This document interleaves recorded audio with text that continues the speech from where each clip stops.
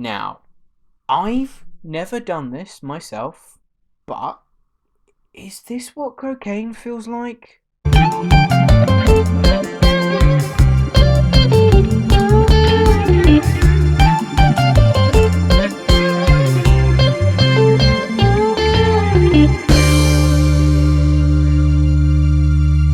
How's it going, guys? Welcome back to another episode of Luke's Reviews, and on today's video I will be reviewing Uncut Gems, which is the newest film directed by the Safdie brothers, that's Josh and Benny Safdie, and also stars Adam Sandler in what many are calling his career best performance. So, Sandler plays a guy called Howard Ratner, who is a jewelry store owner who has recently just had an incredibly rare opal delivered.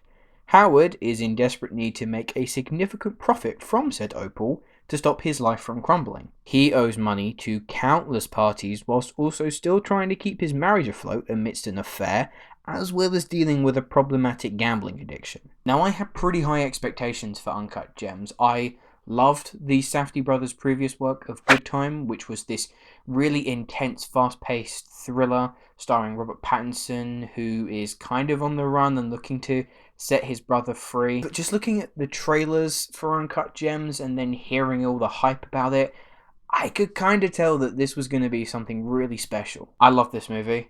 Right off the bat, let's just talk about this movie's pace, because I think this movie's just over 2 hours, and it doesn't feel like that in the slightest. It is relentless. There is never a dull moment. The character of Howard is constantly facing hurdle after hurdle. Once one obstacle is seemingly done and complete, there's another one that arises that is just this imminent threat. With most movies of a similar vein, there's like one central ticking clock counting down towards impending doom that gradually you raise the tension up bit by bit. But with oh god no, that's not the title at all. But with Uncut Gems, it isn't just one ticking clock, it's hundreds. He has so many scores to settle, so many deals to finalise, so many times that his arse just needs desperately saving that you really just struggle to breathe. I don't mean to sound hyperbolic in any way, but this is one of the most intense movies I've ever seen.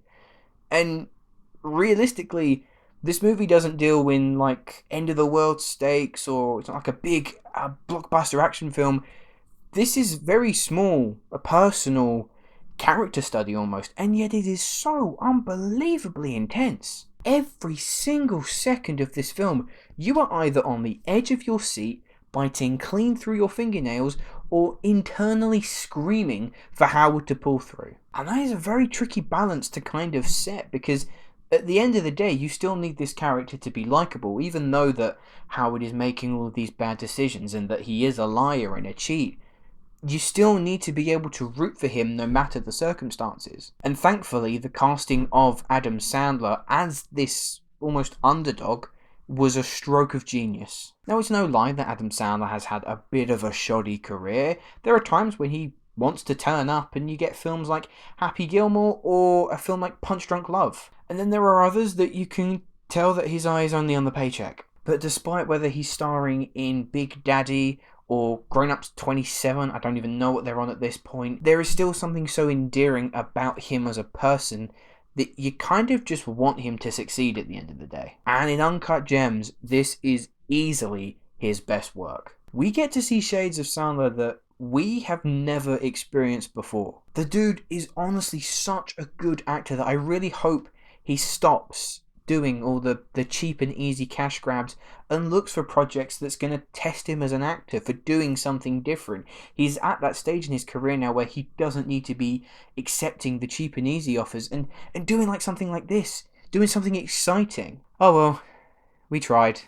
Howard is a man at wit's end, but for his own sense of pride and sheer lunacy at points, he never accepts defeat at any point. Do I think he should have been nominated for Best Actor in the Oscars?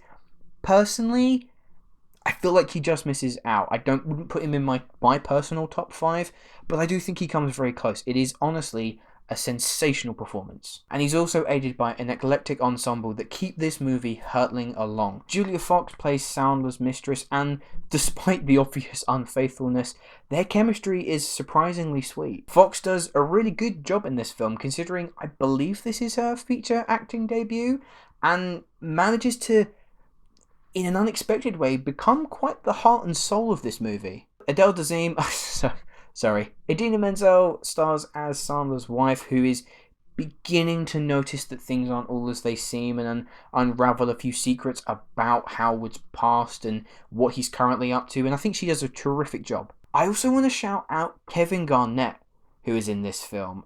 He's a professional basketball player, to my knowledge, has no acting experience whatsoever, and he has a pretty sizable role in this film. And he isn't just good, he's great in this movie.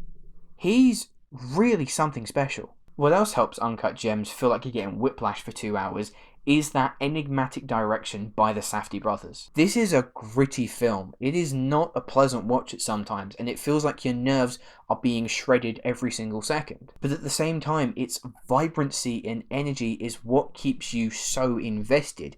Throughout, I kind of was getting the impression that it was it was very similar to some of the earlier works by Scorsese. It had that tone, it had that style. And then I found out that he's an executive producer on the project, which I guess solves that mystery. The film is gorgeous too, but not in a stereotypical sense. The use of lighting and costume to help expand this seedy underworld that Howard has got himself caught up in really does become an integral part of this movie. And in terms of nominations, How did this not get nominated for Best Original Screenplay?